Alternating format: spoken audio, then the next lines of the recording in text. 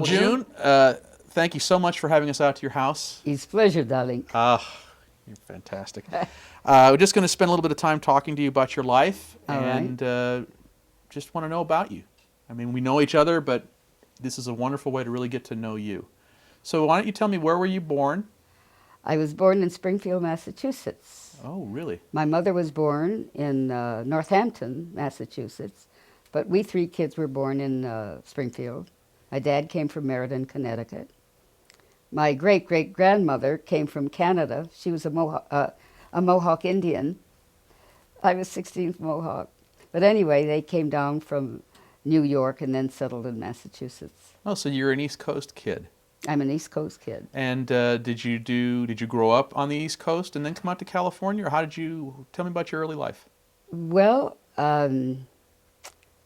my father was an engineer. My mother was a singer and a pianist. And they just decided to come to California. I was 17 years old. I had just graduated from high school. And we came out here, and my dad started working out here. And when I was 6 years old, I told my mother and father I wanted to be an actress. And they were most supportive of me. I think most parents should be, but mine really were. And so they gave me what they called at that time elocution lessons. And finally, I did radio when I was 12 years old. My teacher had a radio show. And finally she said, you know, I can't teach you anymore. It sounds immodest, but I don't mean it to be. She said, you're better than I am. It's just that I could do more things. I could change my voice, and she couldn't. So you had it in you from the start. Oh, yeah. Now, let's backtrack a little bit. That's Okay. wonderful how you got into this. At 6 years old, you knew you wanted to be an actress. And what was it that made you know about an actress? Was it seeing movies, or was it hearing the radio? What exactly was it that got you there? Was it? My mother and father were very esoteric people. Mm-hmm. They would take us to the operas, to stage shows, to the movies. And I would come home and impersonate all these people. And I even barked at the dogs. And when they barked back, I knew that I was an actress. Did you have any personal favorites as a youngster? Was there any, like Shirley Temple or anybody that was a big character in your life? Not really. I sort of invented my own after a while. Mm-hmm. And I was an omnivorous reader. I still am, and so are my family members. And so I read a lot of the classics. Mm-hmm. I became Mrs. Malaprop. I became, I think the old lady that I do, Granny now, you know. I had read James M. Barrie's The Old Woman Shows Her Medals. And I would always take speeches out and memorize them. Really? Yeah. So you were exposed to the arts at an early age, and yes. this really was the foundation for what became your life. And you're still living it today. Yeah, still working. So you started doing a radio show at 12. And were you nervous the first time you performed?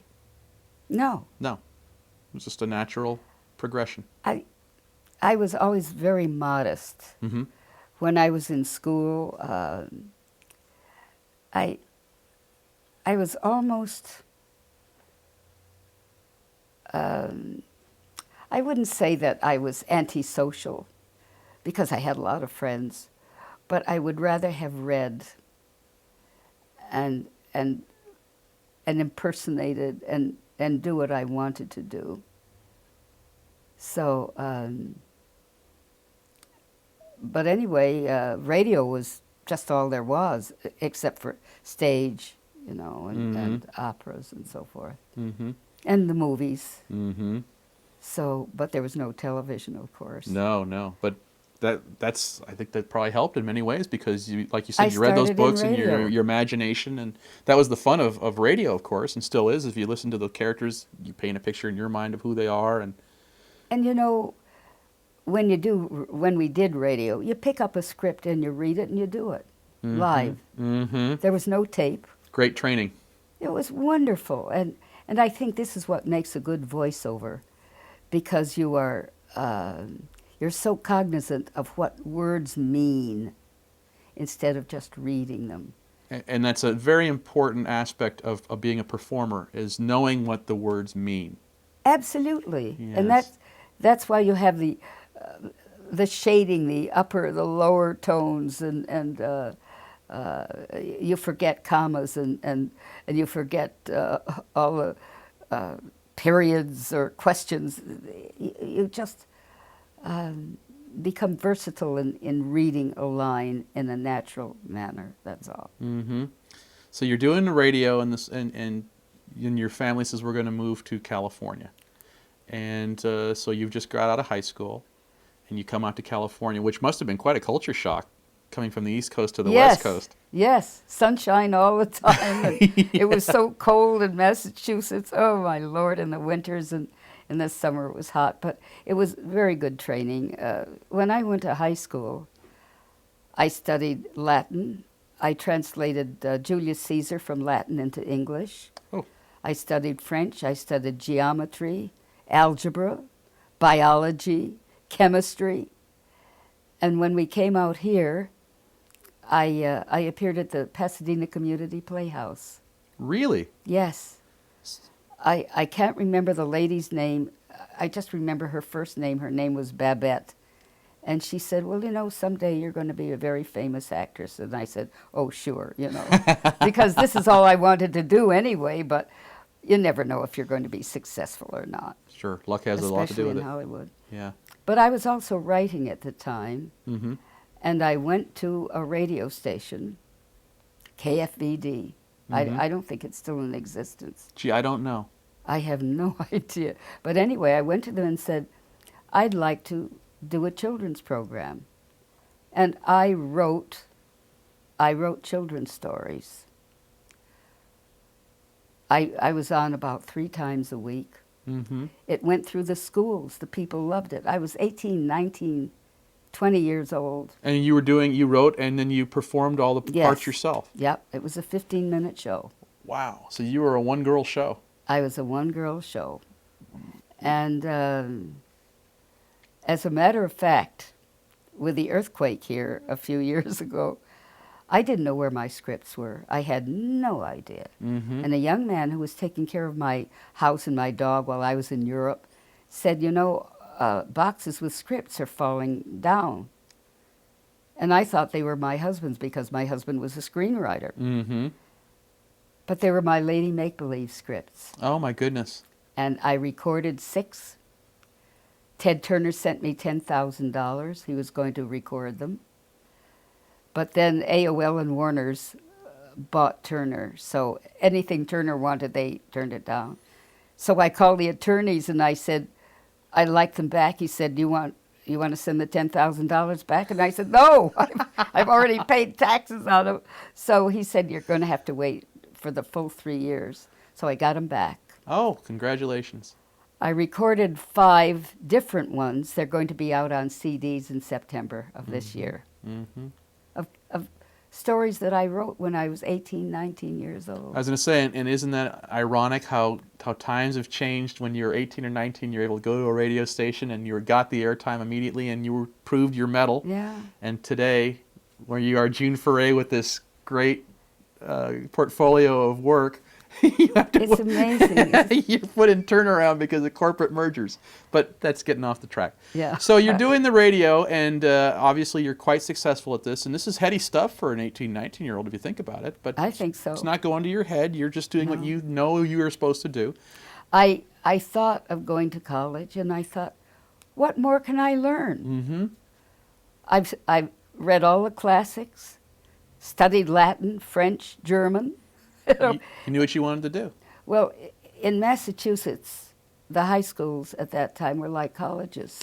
I found the same thing to be true, having been an East Coast kid. When we relocated out here in 1973, I went from junior high school in the East Coast to the West Coast, and it was like 3-grade difference. I couldn't I believe know. it was just so different. It's But amazing. that's the difference between the coasts, I guess. That really is. It's still true. Yeah. So you're doing the radio, and you're obviously going to have a showbiz career. So what's the next step for June Foray? What happens next? Well, I was doing the radio shows, and then I hired, well, I started to write In 1944, when I was still very young, I had the audacity to call the Office of Civilian Defense and say, I'm a good writer, hire me. And so in 1944, they hired me, and I wrote scripts for the Office of Civilian Defense. So you did your part for the war effort. And Ray Bradbury, I just found out that Ray was doing it at the same time for Joe Michike. I didn't know that until I saw Ray at Chuck Jones' 80th birthday party, and we were talking about our backgrounds, and he said that he wrote war drama at the same time that I did. Isn't that amazing? something? Oh, well, it is amazing. It really is. Strange coincidence. Small world. Yeah. Small It world. is, It really isn't it? is.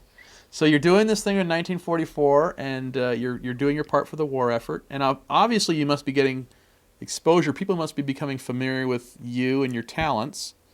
So what happens So next? there were a few actors whom I knew about, actors who were already busy in radio, and they said, gee, why don't you do national radio? And I said, well, I don't know how to do it, because I was a kid just starting out. And they introduced me to various advertising agencies, and they'd tell me where there was an audition. And I just started doing radio, and that's how I met my husband. Ah, and he was the screenwriter, and so was he writing radio programs at the time? Yes. And radio was the big thing. He wrote the Smileman McConnell show. Wow. And he hired me for that. Ah. And I was married to somebody else, and he was married to somebody else, and we were married 10 years later. No kidding. Yeah. That wild. Again, small world. I mean, go Yeah. figure. So you're doing radio programs, and I guess it's just like anything else. You would audition for a role, and you'd get it, and you'd do it. And did you hire on with an agency at that time? Did you have representation, or were you just No. representing yourself? Yeah, nobody had an agent then, really. It was pretty much just. In radio, nobody had an agent. I guess when they worked in pictures, they did. Okay. But I didn't. No. So you're doing radio stuff, and then how do you get into animation? How does that happen? I was put under contract to Capitol Records. By this time, I did have an agent. Uh-huh. And he put Stan Freeberg and me and Mel Blanc and Dawes Butler under contract to Capitol Records. And Alan Livingston was the A&R man there. And Alan would write original things, and then he would write Disney, some of the shorts or features, and reduce them for records. So I guess Disney heard me doing witches and animals and little girls and boys and princesses, and they hired me to do Lucifer the Cat and Cinderella. That was the first animated thing I ever did. So that was your big break in animation. And then I did so many shorts. did you meet Walt? I never met Walt. No way, huh? Who did you work with when you were at Disney? Was it Jack Hanna? Gee. A variety of people. But Yeah. no chance to meet Walt. huh? Mark Davis. Oh, wow. I knew all of these people. So you Ward were Kimball. going over to Burbank and doing the recording over Yes, there? yeah. Wow, boy. On the lot. And there. what did you think when you were doing the picture? Were you excited? I mean, Disney had quite a reputation then. I mean, they were very I very guess big. so, but I was such a novice. I knew Donald Duck and Mickey Mouse, but that's about all, because I was busy writing. You're busy in your own career. That's right. Right. And so it was very exciting, and I did a lot of shorts after that, and Witch Hazel, of course, in Trick or Treat was one of them. My name, sir, is Hazel. Which Hazel, that is.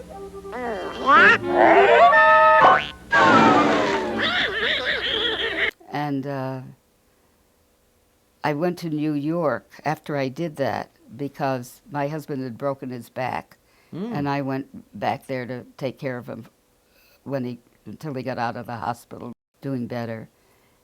And Disney liked it so well that I made I recorded in New York an album of Trick or Treat Really? with Witch Hazel. Yeah. This would be, I guess, that would be their on the Golden Records. I remember. I think that would be that division. But I don't want to know. go back just for a second. Something you said that struck me as really, I mean, fascinating. If you think about it, the times were very different then. I mean, you said you were signed with Stan Freberg, Mel Blanc, and Dawes Butler, arguably the three top vocal talents. And June Foray, I mean, that's back when women were in a different role completely in society. That's true. You must have just, I mean, that had to make you feel that you were on the right path. I mean, I never obviously. thought about You that. didn't even think about it, huh? It No. was just another. It was another job, Mm-hmm. and Well, looking I- back on it, you must take some great pride out of that. I mean, that's. oh, I am proud, but You should be. you know, I'm as I said before, I'm extremely modest, and what you see is what you get. You know, and if they wanted to hire me, that was great, and I appreciated it. And I needed the money, Mm-hmm. and I did a show with Steve Allen for 2 years every day, and I made $125 a week, $25 a show. How was that working with Steve Allen? Was it Oh, exciting he's a for you? darling. Yeah. What a what a dear what a man. mind too. What a talent. Now, Yeah. did you, when you were signed with Stan, the four of you work together? Yeah. Oh, that had to be so And of course exciting. Yeah, and then of course we did St. George and the Dragonette, and Little Blue Riding Hood on the flip side, and we all of the comedy records that Stan made. Well, now as a creative person, you had to feel really good doing those things because I mean, you were in such a creative groove. It had to just feel Oh, yeah. fantastic. I invented a lot of voices. When we did St. George and the Dragonette, Stan said, I've heard so many of your voices. Can you give us something new for the maiden who's almost devoured by fire? And I thought about it, and I thought, Well, gee, maybe a voice like that, you know, a Brooklyn princess sort of thing. And so that's, and he said, oh, that's marvelous. So then I did so many of them. After that, when he had his radio show, he said, do the Brooklyn. And of course, that was Jay Ward's favorite as well. Well, it's a great voice. And what did you base it upon? Just I don't know. it just came from inside you. Yeah, that's the way a lot of the things happen. Ah. But it was altogether different from Ah. what I had done before. Certainly. Well, it's a marked change from your voice, which is already perfect. I mean, my goodness. Well, I have good pronunciation, you know, coming from Massachusetts, but Well, and you also have a resonance to your voice, a natural. yes, I do. Yeah, which that's a gift. I mean, that's nothing else you can I've do been about it. very And then you worked fortunate. at like you said, your parents gave you lessons in elocution, so you're able to speak proper. Oh, yes.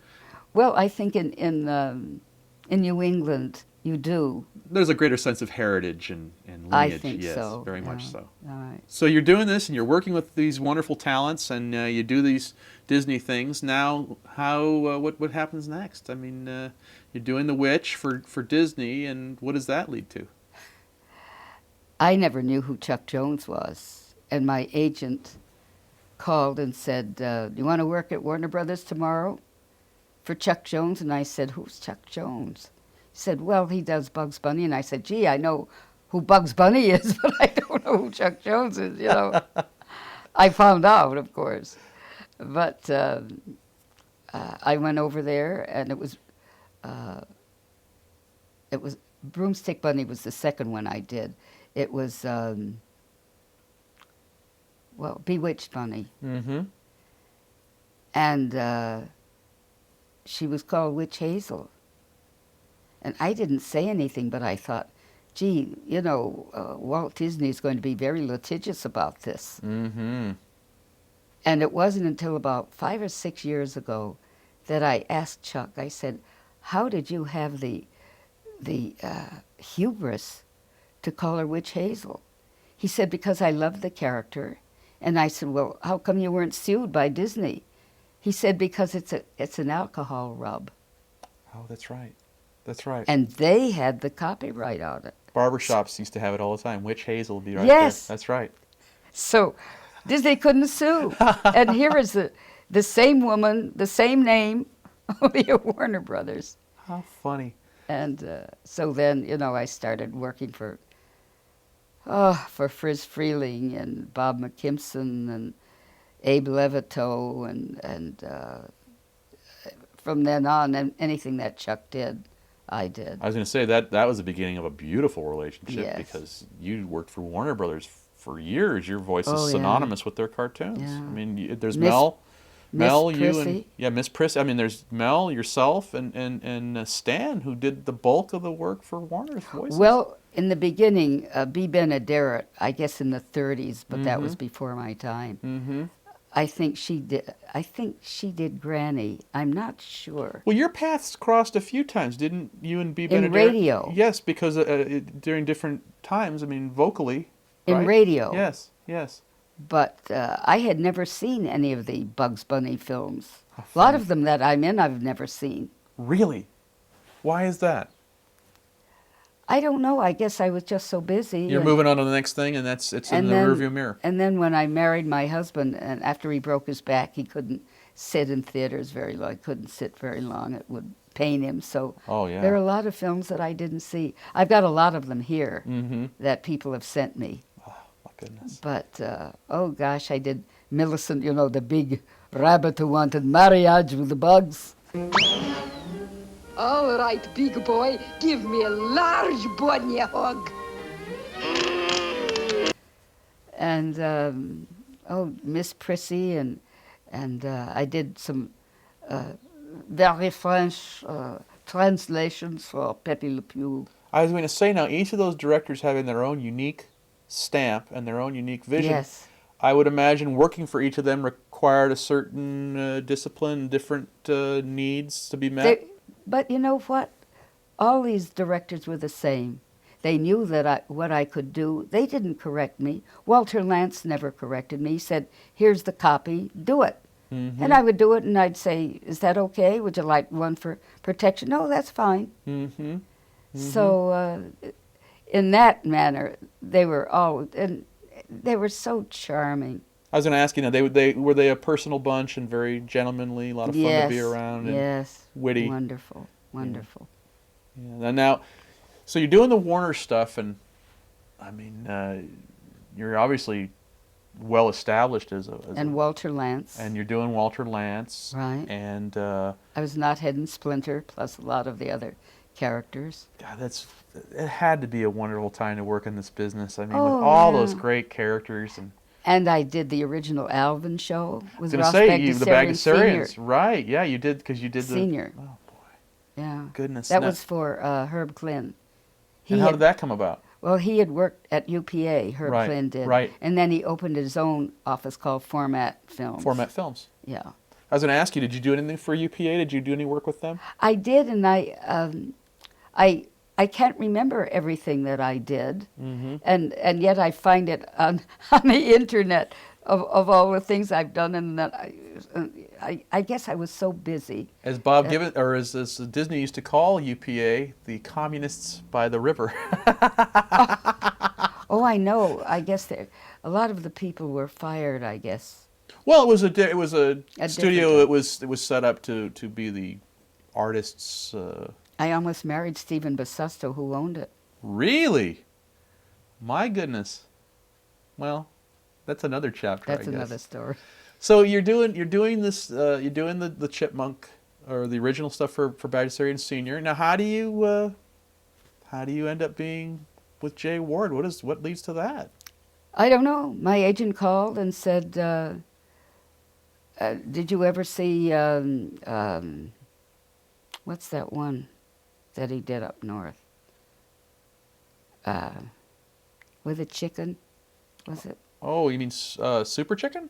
No, not No, Super no, no, Chicken. no. No, I don't know. He did a series up north Uh huh. that I had never seen before, and he said he wants to take you to lunch, and you know, a Hollywood lunch. What the hell? Why not? Couple martinis? not? Why not? Sure. As a matter of fact, when I walked in, Bill Scott was there as well. I had never met him, although I understand that he had worked at Warner's doing some writing, and I didn't know that. But they were having martinis. It was at the Tail of the Cock. Oh, that was a great restaurant, wasn't It's it? no longer there. Yes. On La Cienega. La Cienega, Yeah. right. That was a wonderful restaurant. And they said, have a martini. And I said, gee, I'm sorry, I don't drink at noon. I very rarely drank anyway. So they said, oh, well, come on, we're having one. And after the first martini, I thought, well, maybe the idea of a moose and squirrel isn't that bad. But after the second martini, I thought it was a great idea. Oh. So a week later, we did the pilot, which was very funny. Very funny. And I didn't hear from him for a year. You're kidding me. But, you know, you do things, you do demos, and you forget about it. Mm-hmm. Because you never know what's going to happen. Sure. And a year later, Miles, my agent, called and said, remember that guy you had lunch with? They're ready to go. That was a year later, a whole year later. Wow. And so it started in November of '59. Oh, my goodness. And that was a show where you really were flexing your creative muscles. Oh, You had to feel like you were back when you were 18 years old with your radio show, because, I mean, you did so many voices for them. well, of course, Rocky and Natasha and Nell Fenwick. Mm-hmm. But then I did, you know, all the fairy Yeah, godmothers. you did all those, yes. And the Brooklyn Princesses. And, you know, the very dowager type of things, you know. You know, I would do 2 and 3 voices on one little segment. Absolutely. When they did the 3 Little Pigs, I did the 3 sisters. And I thought, how can I make them all different, you know? But I did. Oh, that had to be just, and plus you were working with Hans Conried and Bill Cannon and Conrad. Conrad. I'm sorry, William Bill Conrad Conrad. and Bill Scott and I mean, wow. Edward Everett Horton. Edward Everett Horton. I mean that. Oh, I had to know, be because when we were wonderful. kids, we would see him in pictures. You know, what was it, Flying Down to Rio with Ginger Rogers? That's right. So I was going to say, now suddenly you're seeing these people that you saw on the screen. They're coming in to do voices. That had to be just genuinely enjoyable. He was incredible. He really was talented, wasn't he? Oh, usually people who work on the stage or in movies, they memorize their lines and they, you know, they have to memorize them. But he would come in and pick up a script, and then after he finished it, no pickups, he'd go, well, I've got to go play tennis. Oh, and he was in his 80s by then.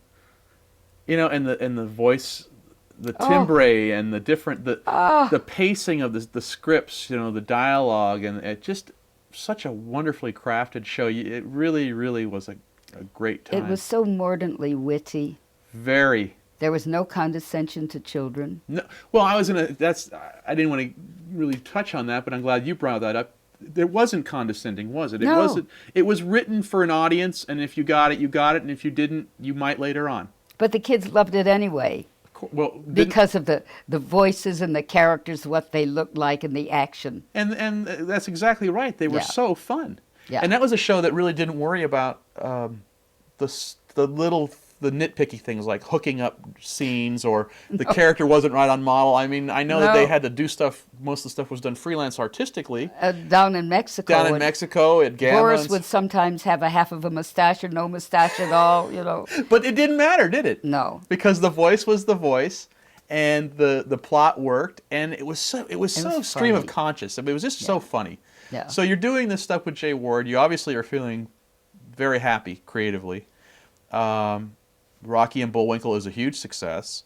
I know that the power of television was really exemplified by Bullwinkle telling the kids at the end of the first episode, pull the knob off the TV so your parents can't change the channel, and 150,000 They phone did. calls come in flooding the switchboard saying that's the wrong thing to tell our children. They just pulled the knob off our TV. So you're onto something big there.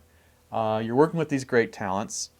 Jay Ward obviously has a lot of clout now at the networks, and he finishes with Rocky and Bullwinkle, so he goes on to do other shows that you're obviously going to be involved in. And what did you think about that? I mean, he does George of the Jungle, and he does Super I was Chicken. Ursula. All right. And he does the Captain Crunch commercials. How I did was you Brunhild. did you enjoy doing that? Oh, it was it was ridiculous having to be paid for this because we were having such fun. Most of the times, we'd be telling jokes, or Paul would be bantering with Bill Conrad because they had known each other for years. That'd be Paul Frees. Paul Frees, yeah. So just bear with me. Paint me a picture of a typical J Ward recording session. How would it go?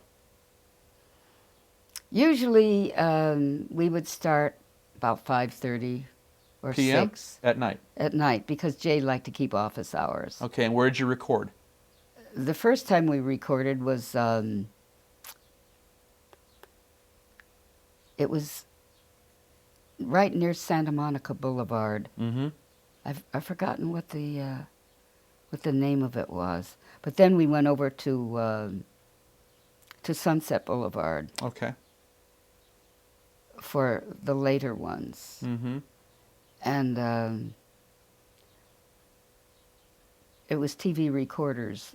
We started off at the one on Romaine Street.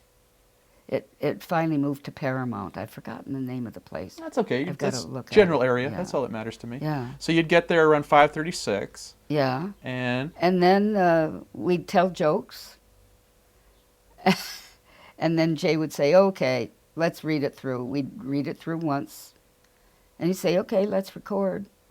So the only time we had to ever do a pickup or do it again, we had to make it in 3 minutes and 2 seconds.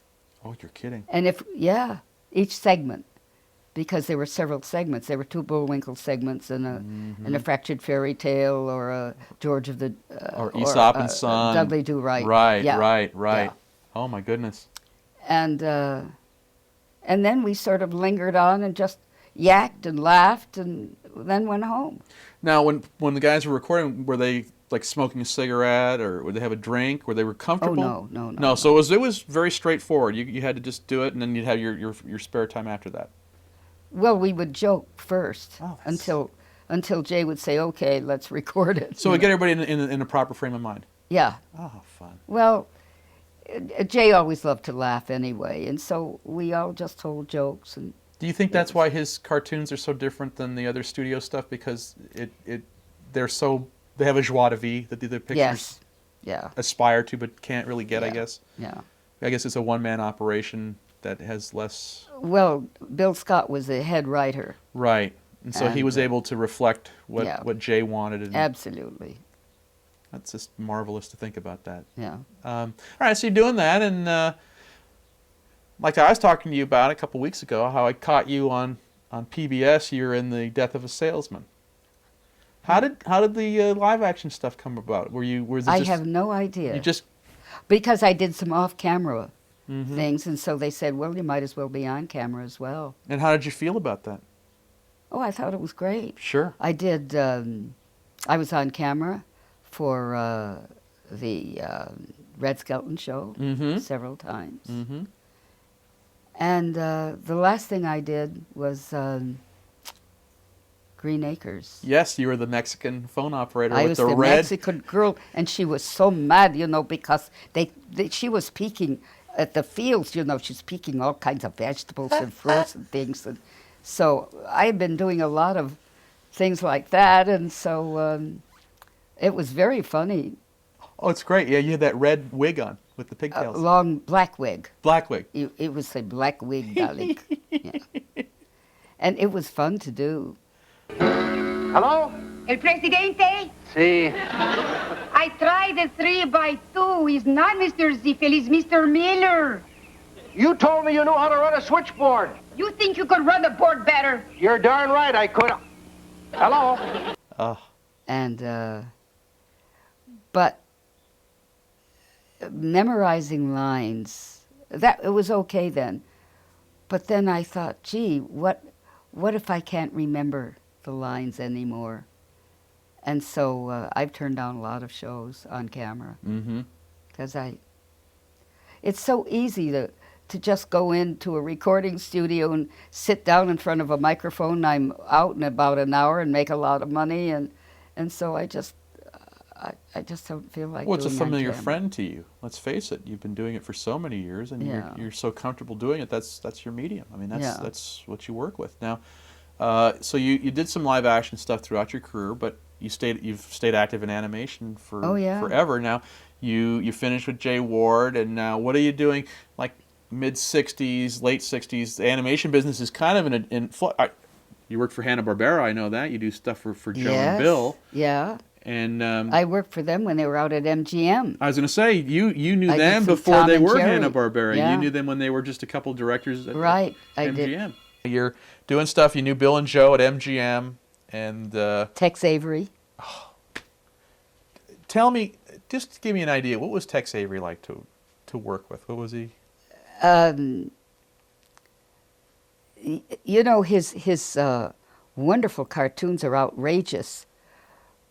But he himself was a very modest, introverted person. And I don't know how he was with the people he worked with. But as far as I was concerned, he was very serious. I've always heard a very sad story about Tex Avery, who is one of my idols.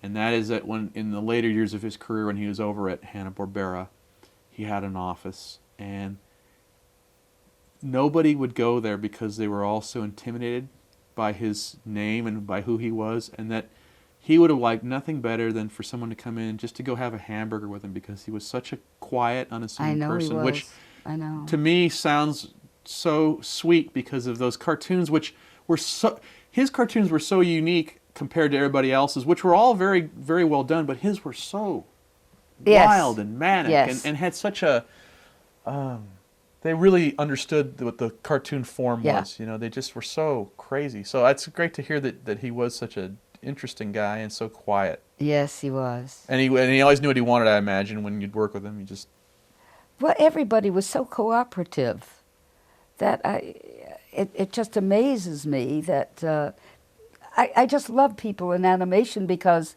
they are faultless in their ingenuousness, their intelligence, their abilities. It never ceases to amaze me how. That's why I love animation, and that's why I've worked so hard for animation. I was just going to ask you that. So you obviously love animation, as you just said, and you've proven by your... And I've got to give back. Well, I because mean, everybody's you were the been so one that wonderful really to saved me. a SIFA, correct? I mean, you had the big garage sale, I guess we could call it, here at your house. The cell sale. That's the right, original selling cell- cells. And I created the Annie Awards created the Annie Awards. Now, what made you think of the Annie Awards? How'd you come up with that? because there were Oscars, there were Tonys, there were Emmys, and nothing for animation. And why do you think that is? The studios have It always was- kind of looked down their noses at animation, and it's a big money We were maker always for them. second-class citizens. Why? I don't understand it because maybe there weren't big stars.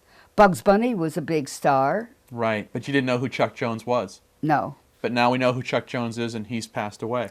And if it weren't for me and Bill Littlejohn, finally Carl Bell, and Bill Scott, and for over a decade, we fought to get an Oscar for feature films. Mm-hmm.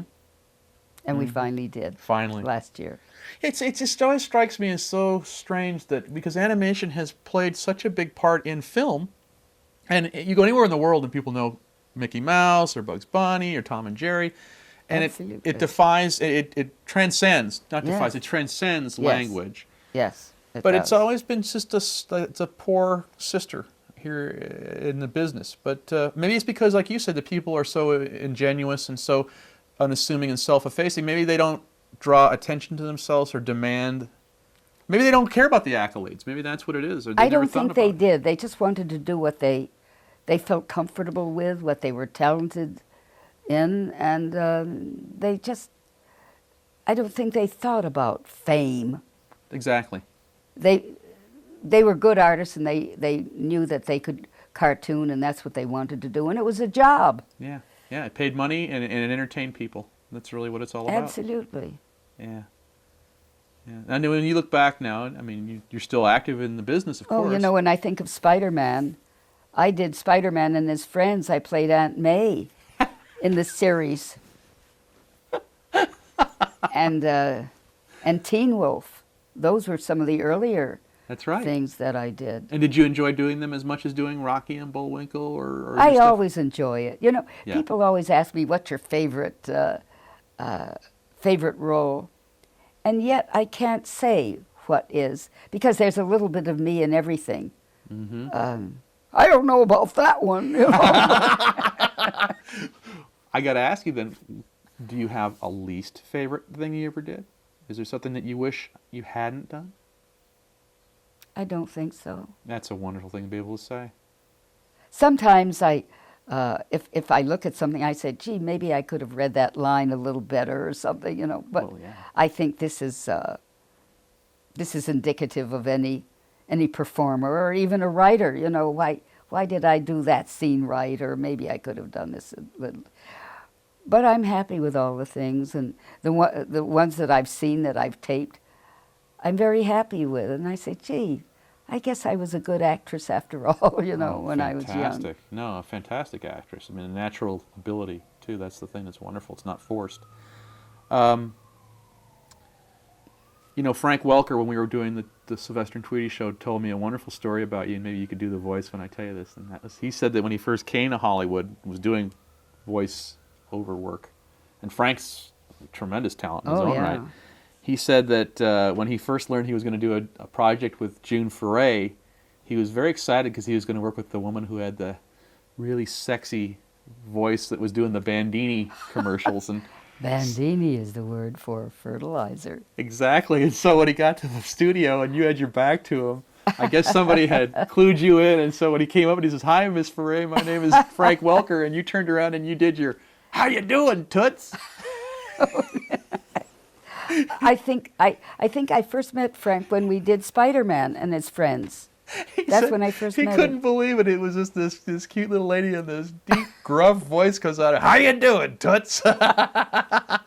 You have a wonderful sense of humor, and I think that's another... It helps. It's another gift, and It helps. It comes out in your work. You know what? I keep thinking that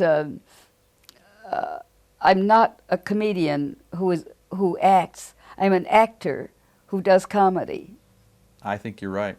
I think you're right. Because as an actor, when you have a snapper on the end of a joke, you have 1 second of pause, and then you pull the snapper. And it's timing. It's really timing. And I think as an actor, you learn these things. So I love doing comedy. I mean, you know, that's a funny voice. And I've always used it for comedy, you know. It sure is. I used it as Goofy's wife at Disney's. Mm-hmm. I've used it as Daffy Duck's wife at Warner Brothers. That's right. And Yosemite Sam's wife. And that was one of Jay Ward's favorite voices. And the Brooklyn. Brooklyn was one of Jay's favorites, you know. Because we do 5 fractured fairy tales in the night, and 5 Bullwinkles in the night, 5 Aesop's fables in the night. And I'd be doing Brooklyn Princess, and I'd say, you know, I've done 3 or 4. Do you want another? No, do the Brooklyn Princess. Isn't that fantastic? Well, it's funny, and it fits the characters. That's the thing. It really fits the character. It's perfect. It's a perfect fit. Yeah. Well, I'm going to wrap our time up together. I'm going to ask you, do you have any last thoughts or anything you'd like to say just about your career in general? I'm very grateful for everything that animation has given me. I'm glad that I was born with a certain talent that my mother and father gave me. I'm really proud of some of the things that I've done to help animation, like getting an Oscar for the feature animated films and leaving the short films branch at the Academy because they say, oh, well, you know, films aren't being shown anymore in theaters, but they are. They're being shown in art houses and museums and so forth. And so I'm proud of those things. But I'm certainly grateful for people like you and other people in animation who have hired me and have faith in my ability. Well, you're a wonderful human being, and it's said genuinely. I really do appreciate you taking the time to spend with us. And Even share my your life. dog likes me.